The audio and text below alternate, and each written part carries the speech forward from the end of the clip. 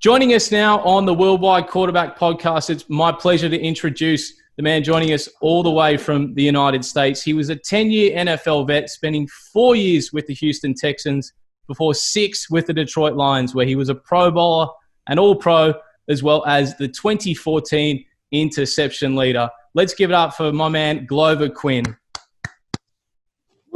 What's up, man? Happy with that, man? I covered that. Oh, man, sounds good. So, Glover, let's talk about this week coming up on Thanksgiving. Obviously, that's a really special time in the States. Your two teams, the Texans and the Lions, are playing.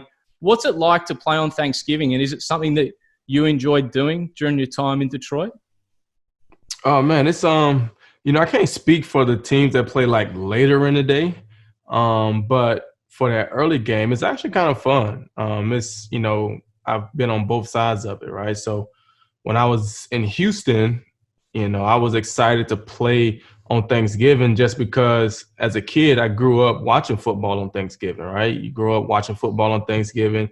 So you go outside, you're probably around a bunch of your family, your cousins, your friends or whatever, and you're outside, you're playing football. And so it was pretty cool to be able to play on Thanksgiving.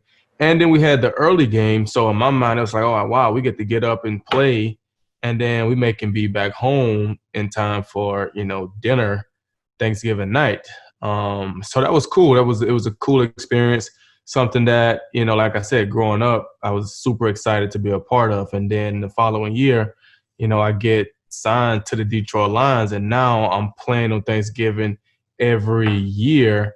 And it was like that one was even different because when I said I grew up watching football, you mostly grew up watching the Detroit Lions and Barry Sanders, on TV. And so now I'm getting to play for the Detroit Lions and to see just how much, that game means to the city, to the community out there, how much they put into it, the parades, the preparation, the performances, all those things. And it's one of those big games where, you got to win that one. You get a little more fired up for that game.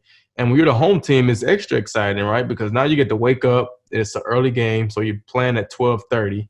So you wake up, you get to go and play, and you're definitely home by dinner. You're home. The game's over with by 2:30, 3 o'clock.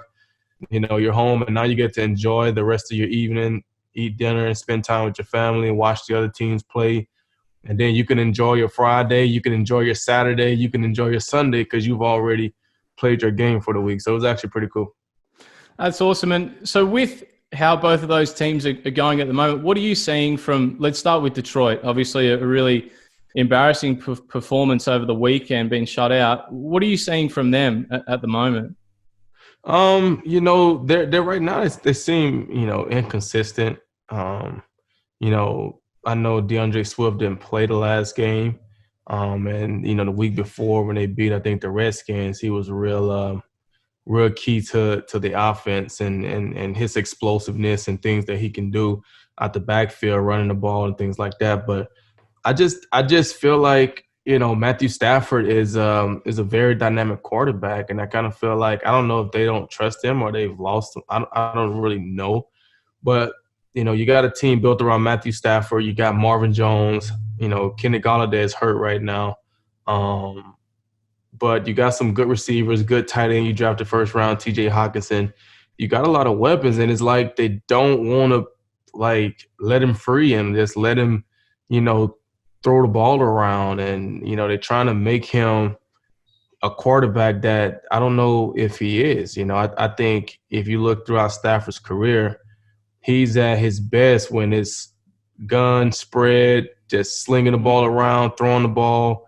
That's really what he does really well. And I don't know why they're not doing that very much, but I do know Patricia likes to run the ball. They got the offensive coordinator from Seattle. Obviously, they run the ball and do play action stuff in Seattle. So that's kind of what they're trying to do. I don't really know if that's Stafford's game. Sure. And what are you seeing from the defense? Obviously, I think it's a bottom 6 defense right now. And again, without obviously Teddy Bridgewater and Christian McCaffrey playing on the weekend. How are they sitting? Well, the defense is, that scheme, that system, they've been ranked like that the last couple of years, even my last year there with them. The defense is the way his scheme is set up is not. I don't know. It's hard to say because obviously, you look at the Patriots and feel like, well, the Patriots have, had good defenses in the past. But if you really look back at the numbers, the Patriots, their defenses haven't always been just top defenses. They've probably been good in the red zone or good situationally, but they've always given up a lot of yards. And so when you look at the Lions, you play a lot of man-to-man coverage like they play, you don't really get an opportunity to make a lot of turnovers, a lot of interceptions. And so now the offense is getting more opportunities to score. When you play, different things, it's hard to stop the run with the different guys that they have. They don't really pass rush. They do a lot of different things to throw you off in coverage as far as with tight ends and running backs and stuff like that. So they don't generate a whole bunch of sacks. And it's just difficult in the NFL today to cover these receivers, play against these top quarterbacks week in and week out when you're not, able to stop the run, and then you're not able to rush the passer because now, they're going to run the ball on you, get in manageable third downs, and then these good quarterbacks and these top receivers are going to pick you apart because they know you're going to be playing man-to-man coverage. And so that's kind of what's happening. And, it's just difficult. It's difficult. I feel, I actually feel – I kind of feel bad for the guys because I know exactly what they're going through. And so I'm really interested, Glover, to know what the difference is when you have someone like a Jim Caldwell who was really respected in the building, it seems, and then you get someone like Matt Patricia coming in who has come from that New England background. And it's often said that the New England way wouldn't work in a lot of NFL buildings. Do you agree with that commentary? And what was, I guess, the difference like coming from Jim to Matt? Well, Coach Carl was just a different caliber of coach and his approach and how he goes about his business on a day-to-day, how he communicates with players, how he talks to guys, how he runs things, his approach, his mindset, his way of leading is just totally different than Coach Matt Patricia's. Coach Matt Patricia is, he's more of, I don't know, try to, I don't want to say intimidate guys, but, he tries to force guys to do things in a sense. And where Coach Carl was more of a, if you really want to do things, you'll get them done type. And those are the type of guys that you really want to have, guys that really want to get things done as opposed to the guys that are afraid to get in trouble. And so that's the only reason why I'm doing it. But when you look at the New England way, the Patriot way, I think we're all kind of seeing right now that the Patriot way was successful for so long because you had a great mixture of a great quarterback and a great coach, right? You see Tom Brady thrived with Bill Belichick. Bill Belichick thrived with Tom Brady. They were a great combination. And so they were able to build something where they could win a whole lot of games. And so what happens is you get the coordinators, you get the assistants, the people that work in the building, they feel like they are a part of that success as well. And even though they are a part of that success, the things that you do in New England when you have a Bill Belichick, when you have a Tom Brady, you can't necessarily do in a different building because you don't have the track record, right? When you have the track record of winning Super Bowls and playing in top-notch games, you can get away with some of those things. When you don't have that track record, it's a little more difficult. The way that Bill Belichick can talk to Tom Brady and how they can talk to each other, their relationship probably runs deeper than some of the coaches have been there. Like, if you just now getting there 4 or 5 years ago, Brady's been there 15 years. So him and Belichick probably have a much different relationship.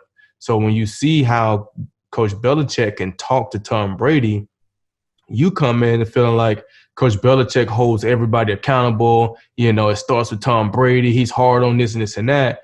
You may not understand the relationship that's been built over all these years and as to the reason why Coach Belichick can talk to Tom like that. So when you leave, you kind of feel like, well, that's how I talk. That's how you talk to the top guys. You got to start with the top guys. So then when you come in and you're trying to demean or just go at some of your top players just because you think that's how it goes without having a track record and without having a relationship and without having a respect, it comes across in a different way than maybe you saw it in New England. And so when you don't win Super Bowls like they won in New England, you can't do some of those things. And like now you're seeing it in New England, right? They're not the same team. And then, I know a lot of guys opted out, and I know it's a different year, but they're not the same team. And so if you go through a few stretches where they're not the same team, well, then what happens to Coach Belichick? Does he leave?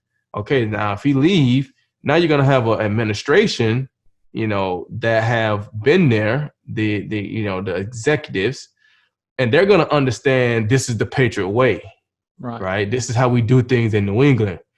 But what they're not going to realize is that's how you do things when you have an all-time great quarterback and an all-time great coach. When you don't have those things, it's very hard to do that because the results aren't there. Right. People take less when the results aren't there. When the results are there, people will be like, hey, man, I deal with this mess because we're winning. Right. But if you're not winning, I don't know how much I'm going to deal with you talking to me like that. You know what I'm saying? So that's kind of, I think, what happens when you get these assistants that, move on and they try to just bring the Patriot way with them, and it's not really like that. Well, because as you say, you sort of need those results. And it's interesting, like you look at a Brian Flores or even a Joe Judge, and like a couple of things coming out of the New York building, it seemed like he was being, again, that real hard, that Belichickian style of way. And I think, as you say, it can be a little bit of that risk reward where if you get them on side and you can see that linear progression as a team, then you can sort of run with it, right? But if not, it's all hard work, no fun, no results, right? Right, and that's what it is. It's hard work, it's no fun, and there's no results. And I do feel like, as grown men, as football players, that's what we do for a living. You still want to have fun. The game is always fun. When you take the fun out of it, then it's not the same. So when you're winning, you're having fun. And so, like I said, when you have that track record in New England, you can get guys that'll come there and, deal with certain things just because they know, hey, we're going to be in the Super Bowl. We're going to be, in the AFC Championship game, yada, yada, yada. When you come there and you're winning 3 games, it's different. It's different. All that extra stuff is different. Like I've seen things like some coaches, I believe it was Matt Patricia, banning things like jersey swaps. I mean, I presume that's to give some sort of, competitive edge and to make you dislike the opposition a little bit more. How does that sit like as a player? Do you look at that and go, that's a bit whack, or you can understand why that is in place? As a player, you think it's whack, because at the end of the day, it's not like we just give the jerseys away. They actually charge you for those jerseys, so you're paying for those jerseys. So as a player, you think it's whack because at the end of the day, even though we go out and compete with against these guys, it's still a brotherhood and it's still a respect for guys that you've competed against. Some of these guys have relationship with them, far as either they played in college with them or they work out together, so they're friends or different things like that. And sometimes it's just a respect factor. I'm a top DB, you're a top wide receiver. We just battled out, but it's nothing negative, no bad energy. It's just good respect for battle, and I respect you, you respect me, and we swap jerseys. It's just kind of how it is. So as a player, that's a cool thing. Sometimes as coaches, they don't like to see it after the game because sometimes you lose, and some coaches expect when you lose that you should be mad that you lost. And yeah, you are upset that you lost, but that don't take away from the fact that that's still my friend. That's still somebody that I respect. And, I don't want to let that get in the way of me respecting the game. We lost fair and square. This is what it is. We chalk it up and we move on. Some coaches don't like that. They don't like you to talk to the guys. They don't want you to exchange jerseys. No, don't do it after the games and this and this and that.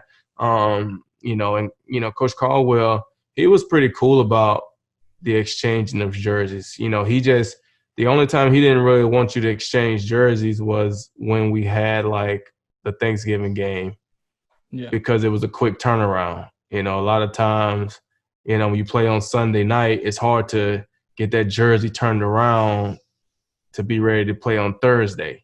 Really? Yeah, because depending on who you are, when you're trying to get ready for a Thursday night game, there's so many things going on.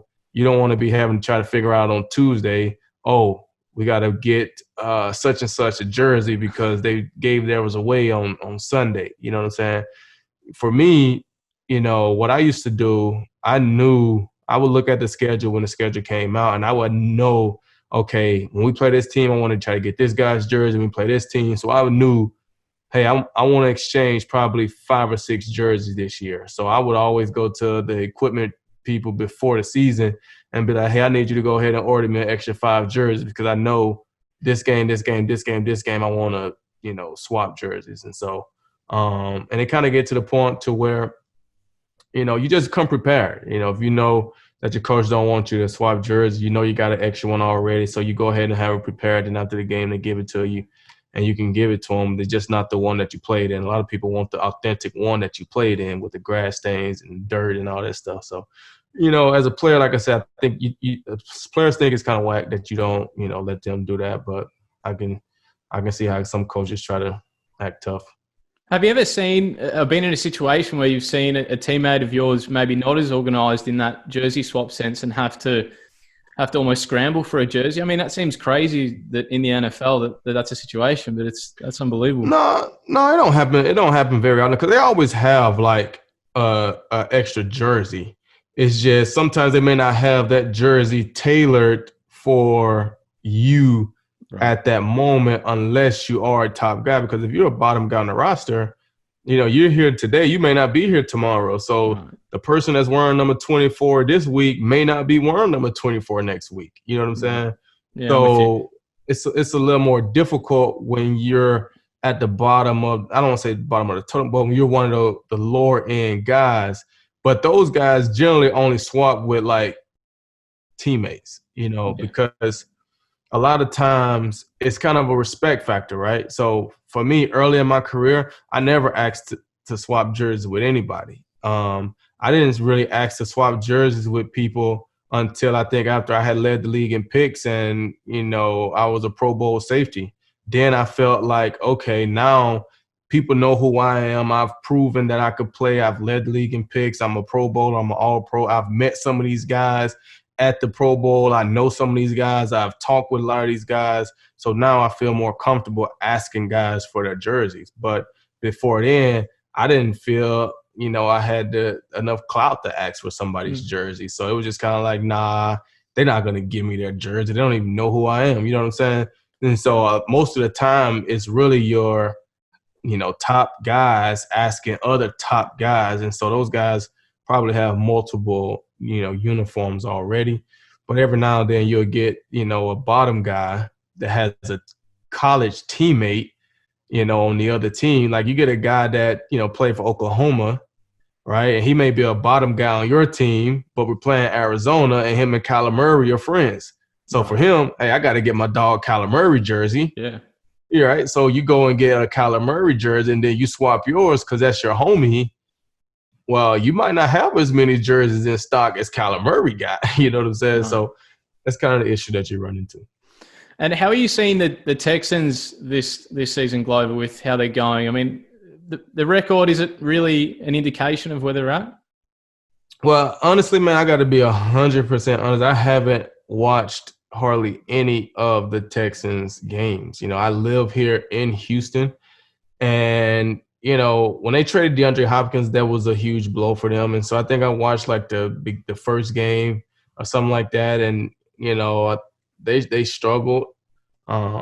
They struggled mightily, and just looking at their record, they're not getting it done. And I can see obviously they're not scoring a lot of points, but when I look at their offense, I think about, okay, you got rid of DeAndre Hopkins, you got Will Fuller. You got, I think they got Brandon Cooks, I think. But, both of those guys are kind of the same person. They're just deep threats. And, when you want to be effective on offense, you got to have somebody to control the game at all 3 levels in the passing game and, somebody in the running game. And when I mean all 3 levels in the passing game, you got to have somebody that can beat you like super deep, right? You got to have somebody that can beat you deep. So if you just look at their team last year, you got Will Fuller who can beat you deep, right? Then you got DeAndre Hopkins who can beat you in the intermediate to the shallow deep, but he also can beat you deep, right? But then you can have a tight end that can beat you in the low range to the intermediate, or you have a back that can beat you low range, somebody that you can throw a screen to and they can turn it into a 30, 40-yard game, right? Get a tight end, can run quick outs, control the 3rd and 4, 3rd and 5 situations. So it's kind of 3 levels to that, right? So now you look at Brandon Cooks and Will Fuller, both of those guys, you're playing those guys for the deep ball. Who do they have that's working that like intermediate to deep, right? Yeah. Who's that guy that they have working there? Who's their tight end that's controlling the sticks on 3rd down, keeping the chains moving? Like you look at, when you look at the Kansas City Chiefs, right? You got the Tyreek Hills, the Mecole Hardmans. Those guys can really get up the field, right? Mm-hmm. But then you got the Tyreek Hills who can also work in the intermediate to the deep area as well, deep overs and things like that. But then you got Travis Kelce who work in all the short range, all the mid range, opening all that stuff up. And then now you got backs coming out the backfield, Le'Veon Bell, screen passes, all those things. So you can attack all 3 levels of the passing game with different guys. And I don't think the Texans have that. But like I said, I haven't watched a lot of their games, but just for me thinking about the personnel and what they have, and seeing how they're not winning, how they're not scoring a lot of points, I can probably assume that that's really what's going on. And when you don't play well offensively, it's just going to be too tough to maintain and play well defensively. So teams are going to score on you, and your defense is going to get tired, and you're going to end up losing. But they did come away with a big win last week against the Patriots. So maybe they can take that momentum into Thursday and, try to win quick 2 in a row and when they play the Lions. And how do you, when you, as a QB of a defense, Glover, how would you look at the Chiefs, and how have you seen anything like them when you're in the league, and how do you even attempt to try and stop them? Well, I mean, they are dynamic, they are dynamic. And I think, when you're playing against a good team, you can't allow them to do everything that they want to do, right? So you have to be okay with taking something away, right? And so first thing I would do, I would obviously watch their games against the Raiders, because the Raiders have played them well both times. I think they won the first time and they lost a close game in the last minute this past Sunday. So the Raiders obviously – they're in the same division, so they obviously know something, or they're doing certain things against them. But from a general standpoint, you want to take something away, right? So you say most of the times, if they got a quarterback like Patrick Mahomes and big time receivers like Tyreek Hill, right? So you may say, hey, we're going to play, a 2 high shell. If we're going to play some cover 2, we're going to play some cover 4. We're going to keep the big plays off of us. If they're going to beat us, we're going to force them to throw screens, throw check downs. We're going to force them to throw it to Travis Kelce. We're going to force them to go on 10, 12 play drives to score touchdowns. We don't want to give up the 2 or 3 play drives and they get a 70-yard bomb and they scoring touchdowns in 30 seconds, right? So if they're going to score, we're going to make them go the long way. If they want to run the ball and pick up 4 or 5 yards of carry, fine.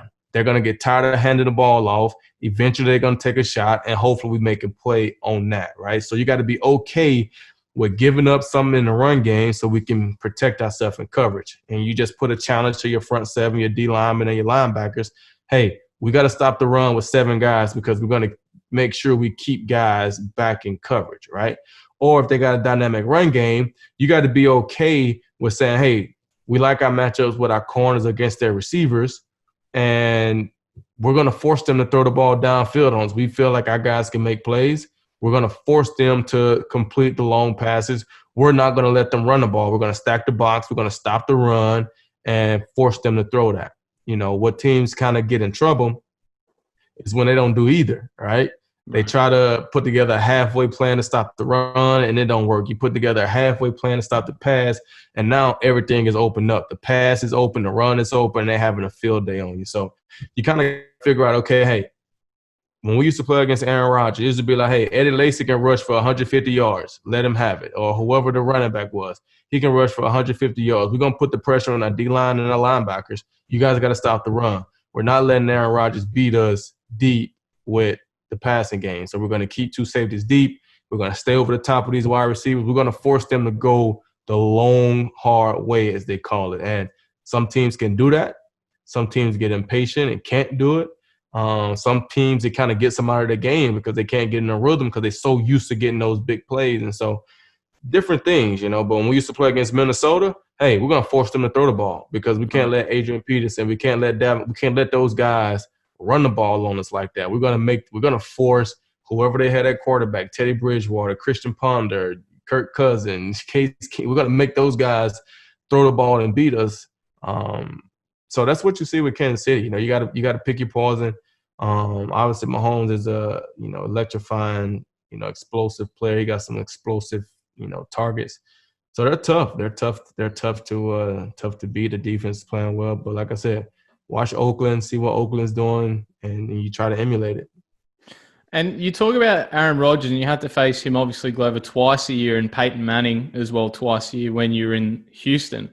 Apart from, obviously, their extraordinary talent, is there anything that they do that is part of the reason why they're at the pinnacle in the NFL? Yeah, they're just super smart. They're super smart. Peyton Manning was super smart. Aaron Rodgers, super smart. Both of them very talented throwers. Peyton Manning was, just super, super smart. When I got to play against Peyton, I can't say that, his arm was as strong as Aaron Rodgers, but his mind, he knew where he was going. He could make every throw. He knew how to make every throw. He could do it, but he wasn't going to run. You knew that. Right. He was just going to beat you in the pocket. And when you look at a guy like Aaron Rodgers, when he was younger, definitely in his prime, he was a guy that could throw the ball, 60 yards off his back foot. He could run, he could make every throw. He was smart. He could see it. He was tough to beat. Those quarterbacks are just, when you have incredible talent in the arm and you have it in the brain, they're tough. They can see things. They're smart. They've seen a lot. They understand the defense. They understand what you're gonna do. They understand what they need to do to beat you. And then obviously they can throw the ball, with precise accuracy that makes it tough to defend. And how many hours could you say a week, Glover, that you do spend on film study? Because obviously that's an enormous part of the game. And again, being the quarterback of the defense, obviously I imagine you have to put a fair bit of time into that. How much is it really? Well, some people put a lot of time in. Me personally, I watch a lot of football. So I watch a lot of games on TV, especially if somebody were playing. I'm definitely watching the games on TV and I'm listening. A lot of things I've done, far as the film study wise, I try to watch enough to have a feel for what they like and what they're gonna do. But I didn't want to watch too much to where I'm thinking more about those plays as opposed to playing the game, right? So what I mean is, like, say, for instance, the Green Bay Packers, right? They got Aaron Rodgers. They got Devontae Adams. As of right now, they got Devontae Adams. They got Aaron Rodgers. They got Aaron Jones, right? They got Valdez-Scantling. And then I think they got Lazaro, who's the bigger guy. I don't know if he's hurt or not. So even before I even cut the film on, I would be like, okay, Aaron Rodgers, Devontae Adams is his go-to guy. So crunch situation, he's probably going to try to find Devontae Adams. If he needed to go deep, he's probably throwing the ball to Valdez-Scantling. Whereas when I was playing him, that was Jordy Nelson, right? He's going to go deep to Jordy Nelson. If he get in the crunch, he's going to go to Jordy Nelson because Devontae Adams was young at the time, right? But, now they have Aaron Jones. He's their running back, but he's also a screen guy. So these are all the things that I'm picking up and just knowing just from the personnel that the Green Bay Packers have, just from watching them play. That's just I'm expecting that stuff already. So now when I cut the film on, I want to see how are they trying to use Devontae Adams? How are they trying to use and I just forgot his name, the running back, Jones. How are they trying to use those guys? When they flex them out, what are they doing? When they run the ball, are they like going to run them inside? Are they trying to run them outside? How are they doing those things? And once you kind of get a feel for like what they do, you study the tendencies, you study the reports, first down, second down, third down. Okay, this is what they like. This is what they're going to. This is one of their favorite plays. Well, now you just got to go and play the game. You know what I'm saying? You got to know who they like, because most teams are going to go to their go-to guys. If they throw the ball to a guy that's not a go-to guy and they get a first down, you live with that and you just keep playing the game. That stuff is going to happen.